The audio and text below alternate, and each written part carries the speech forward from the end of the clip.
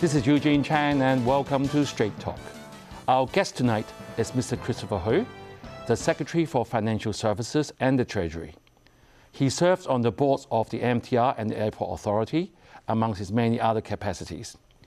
Needless to say, he has extensive experience in the banking and financial sector, and we have invited Mr. Hui tonight to tell us if Hong Kong still has its competitive edge in financial services. Welcome, Chris. Thanks for having me, Eugene. So, Chris, you were appointed the Secretary for Financial Services and the Treasury in 2020.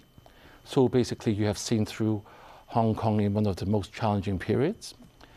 Increasingly, and more so in the recent months, there have been a rhetoric saying that Hong Kong's international financial hub status is weakened due to the geopolitical tensions and also with the pandemic. But with the recent Global Financial Center Index coming out with Hong Kong ranking number third, that kind of defies all the doubts and accusations. So, Secretary, are you surprised with the result of Hong Kong being still maintained number 3? I think after all, if you look at what happened over the past few years, it's one thing that we can talk about Hong Kong International Financial Center. I think it's about its robustness. Because after all, if you look at the performance of a stock market or the overall operation of a market, and at the same time, not just on the stock market side, but on the other aspects of our financial services, including insurance, including private equity, so on and so forth, you can see that on various fronts, we have been performing rather okay and also actually performing rather well as an international financial center. So on that count, I must say, our competitiveness as an international financial center is still there.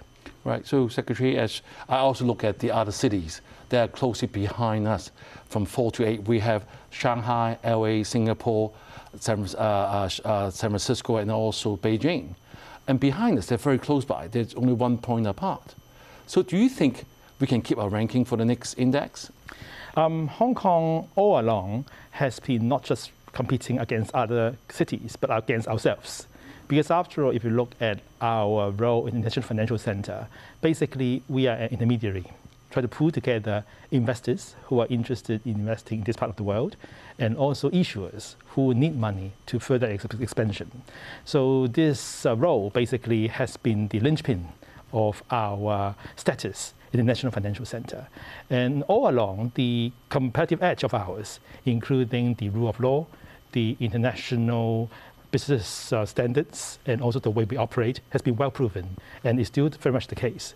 So on that count, I must say that we'll continue to work on what we should to enhance our overall role as an IFC, and at the same time, try to identify strategic areas that we need to focus on to further our development.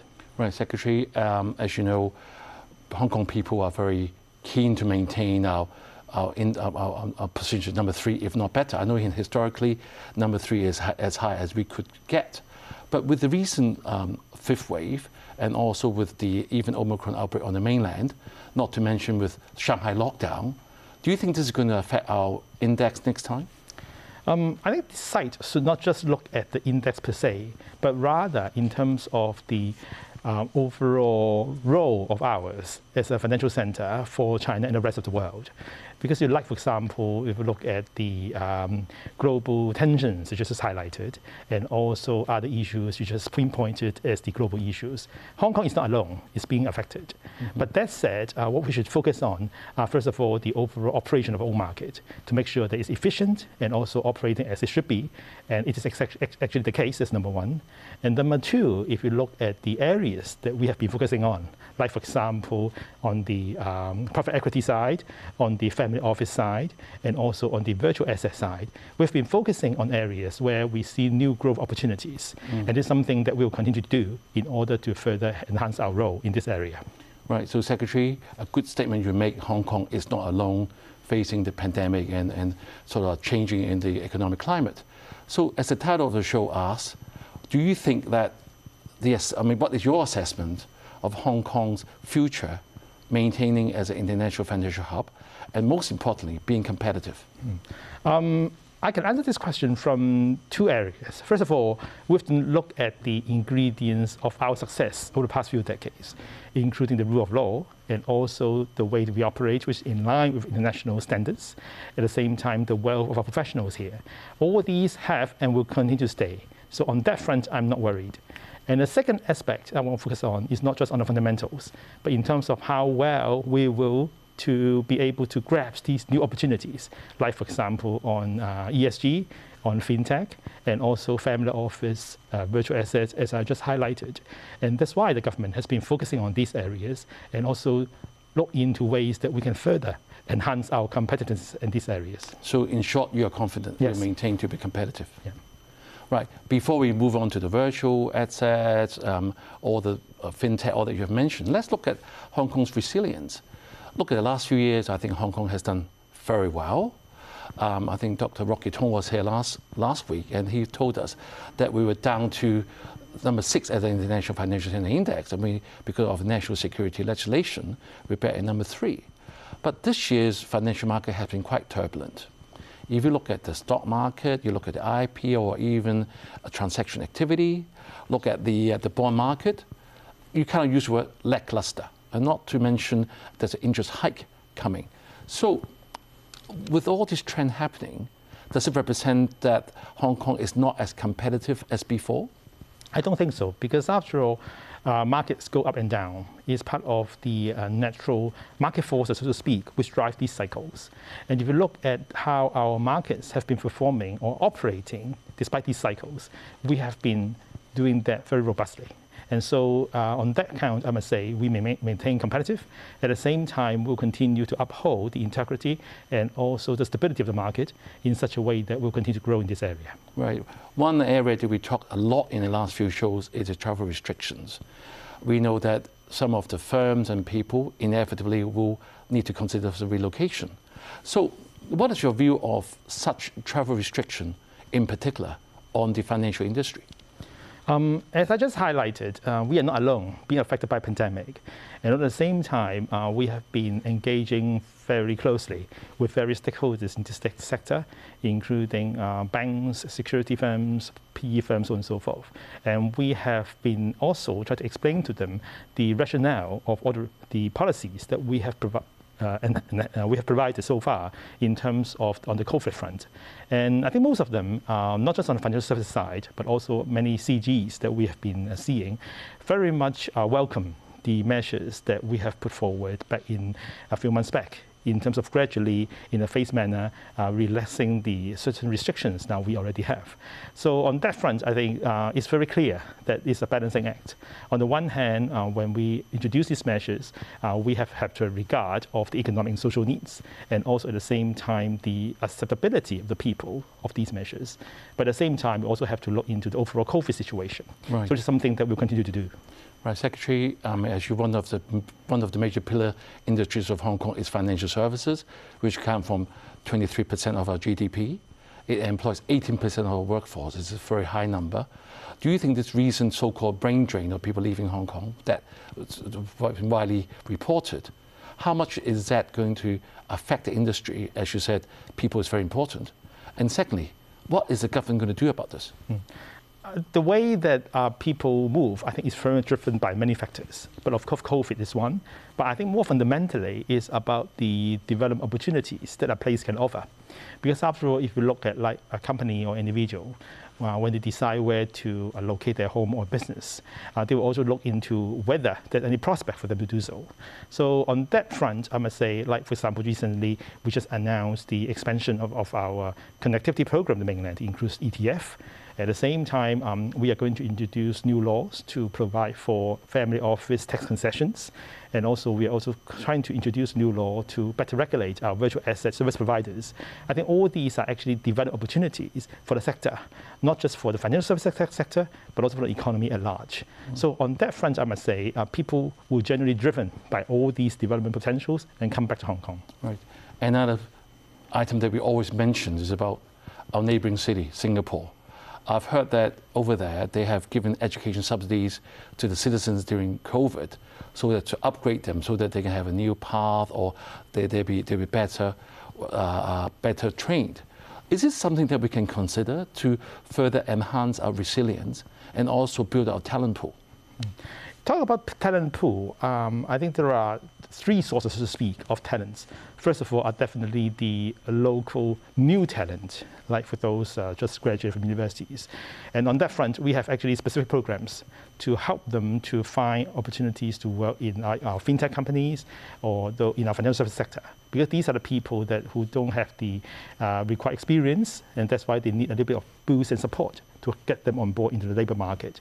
It's something already done, and we have two actually 1,000 employment opportunities program catering for this group of people.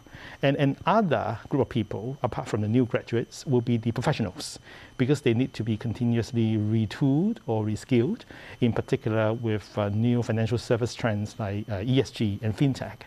And it's something that we have been doing. Like recently, we have broadened our subsidy program to encourage more training to be organized by the trade associations in the insurance sector and also security sector in such a way that they can have tailor-made programs for the professionals. Right. It's something that we continue to do. And the third bit, as I just highlighted, is not about just growing or developing the new grads, but also the professionals here, but also bringing new talent. And so just recently, we have revised our talent pool by revising our talent list in such a way that we can bring in talent on the ESG side, on the fintech side, and also on the asset management compliance side, because these are the people that we see as potential here. Right. Okay, Secretary, let's have a break and don't go away.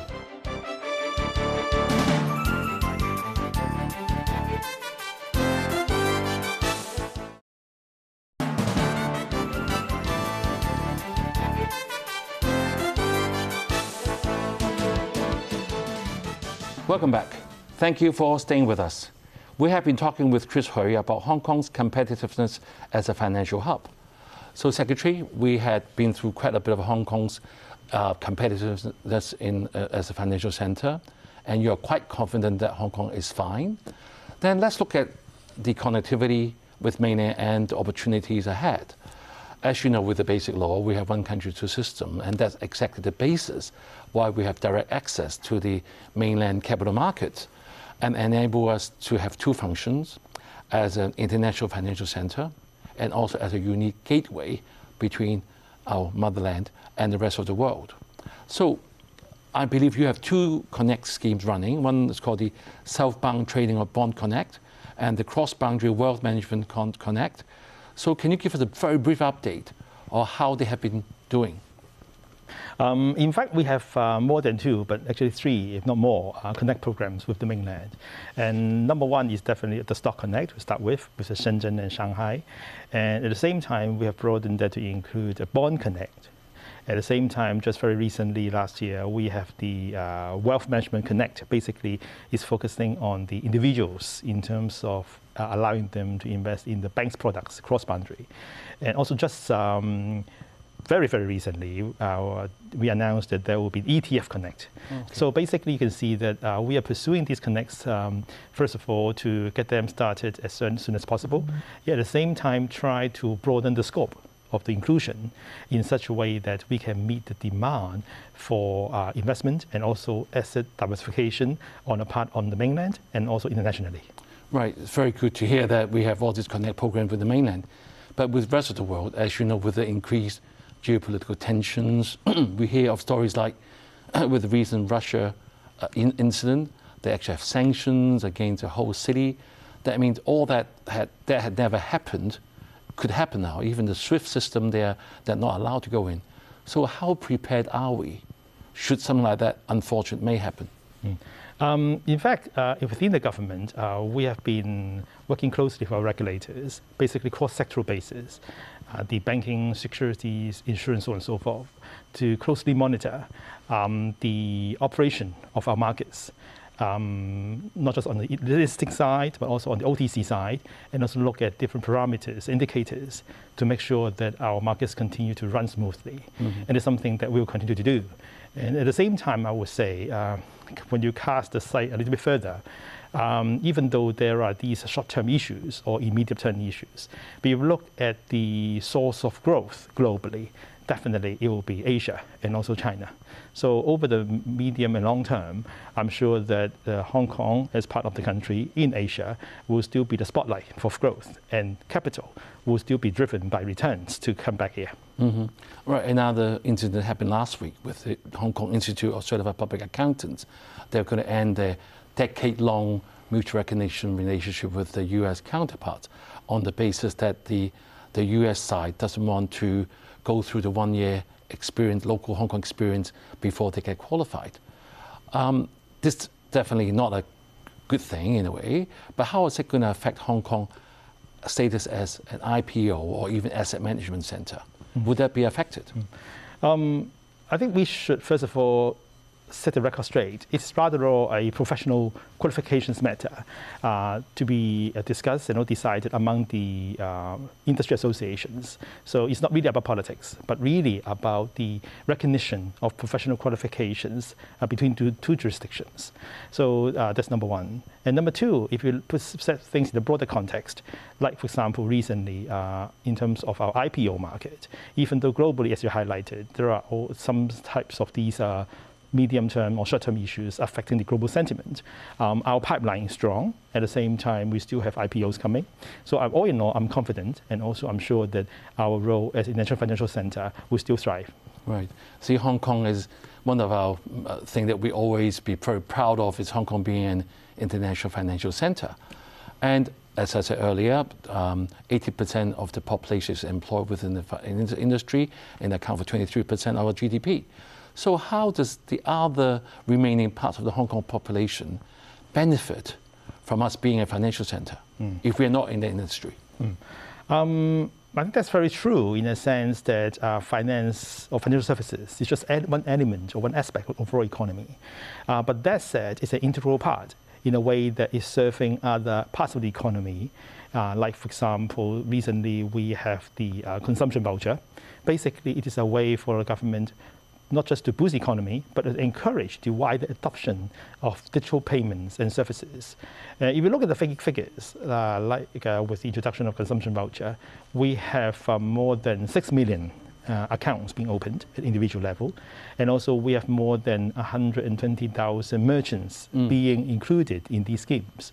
So you can see that through these efforts, we basically building up the digital ecosystem through the wider dissemination of these benefits across the community. So it's just one aspect. If you look at globally, right now, I will see that there are basically 3 trends that are ongoing. Number one is about digitalization, as I just highlighted. And another key trend is another D, which is decarbonization. And that's why ESG, our efforts to grow our sustainability finance ecosystem, the issuance in green bonds is so important. And the third D will be about decentralization. Because after all, with COVID and also with people seeing risk in a different light, people do look at ways to see how they can better diversify their assets. And again, Hong Kong plays a unique role here because we have an international financial center. And by investing in Hong Kong, you can investing into China and the rest of the world. Right. So Secretary, another term that we often commonly come across is fintech. How is Hong Kong doing that, and what are the challenges should one of our youngsters want to do a startup in Hong Kong? What are the common challenges that they face? I think for the entrepreneurs who are going to be successful, they will not just see challenges, but opportunities. And on that front, you can see that Hong Kong offers ample of them. I think first of all is the fact that we are a very successful international financial center. So in the area of fintech, if you are a fintech entrepreneur, basically there's a very strong breathing bed of your entrepreneurial spirit, in a sense that a lot of your applications that are being developed can be readily applied in our established financial institutions. And that's why, in fact, the government has been offering a proof of concept subsidy program. The idea is that we will try to partner a traditional financial institution with a fintech company to allow the applications of the latter to be adopted in our FIs. Right. Yes, Secretary, we have repeatedly mentioned the term rule of law and also regulatory network. That's something that we're always very proud. But how do you balance from over stringent requirements that will hurt our competitiveness because like added compliance costs can lead to missed opportunities. So how would you rate our regulatory framework in Hong Kong? Are we being too strict? If you look at how our users, the regulatory system, be they banks or the regulators, rate our regulators, basically our regulation has been world-class. And it has also been not just recognized locally, but also globally in various reviews that have been conducted internationally about the robustness of financial system. So on that front, basically the quality of a financial regulation is one of the key drivers or the key basis for Hong Kong to continue to grow in the national financial center. So of course, we need to continue to identify areas that we need to improve it, and that's why we have a number of legislations such as highlighted, including the virtual asset service providers legislation that are ongoing. Since you mentioned that, I've got a question from the viewer. They want me to ask you that why does the government believe it's way to prohibit retail investors from investing via local run platforms will help to protect them? And this is especially when our young retail guys actually have a stake in those businesses. Do you think we are being too strict and driving the businesses away? After all, if you look at fintech or virtual asset in particular, it is an evolving landscape. So after all, what we try to put together is a regulatory framework in such a way that we continue to perfect it and also evolve it with the market. Because all of you will agree that while these kind of virtual asset is a new thing, a lot of these underlying technologies, like blockchain, so on and so forth, could be of much relevance, not just in the financial services side, but also broadly across the economy. So through the introduction of this regulatory framework, we will grow this market. At the same time, we hope that it will grow in a sustainable and also stable manner in such a way that we can evolve the market going forward. Right. Since you're on the matter of virtual asset, I mean, as you know, Hong Kong, actually, it was one of the largest ecosystems in the world, despite other markets. But I've got people knowing you coming in to send me this question. They said, some of the largest exchanges original with major presence here, such as FTX, Binance, and Crypto.com, have reportedly moved away and expanded other markets. As you know, not only Singapore, US and Dubai are very keen to get a market. So how is Hong Kong's, apart from regulation, how is business friendliness compared to other cities? Because this is going to affect their decision, whether they will come to Hong Kong. Insofar as a business environment is concerned, I think Hong Kong has what it takes to thrive, because if you look at the quality of our financial regulation and also the way that we manage to attract talent to come here, I think all these are going to stay. And specifically about virtual asset, of course, at the outset, at the initial stage, we will only allow professional investors to participate in the regulatory framework, as just highlighted. But that said, it is an evolving landscape. So we will see in terms of how the market develops and see what we can do to further perfect it. Right. Last question of the show. You have brought to the government with extensive experience. You were in the banking, 12 years at Hong Kong Exchange and Clearing, and then you were involved in the GBA. With the private equity business, you brought a three-step strategy. And also, relatively, you are quite a young political appointee. So with the upcoming government, will you continue? If you do, what will be your top 3 priorities for developing Hong Kong's financial industry? I think if you take a more holistic view, whoever will be in my role will basically identify the growth areas for Hong Kong. And for me, there are 3. Definitely, number 1 will be the connectivity with the mainland, and the other will be green and sustainable finance, or specifically ESG. And the third bit will be on fintech. I think all these areas will be the focus. Right. That's all the time we have. Thank you, Secretary, for coming to update us with the latest government policy initiatives. I think we all want to see a resilient city, flourishing with financial opportunities, despite the challenges posed by our travel restrictions and heightened geopolitical tensions. Have a good week and see you next time.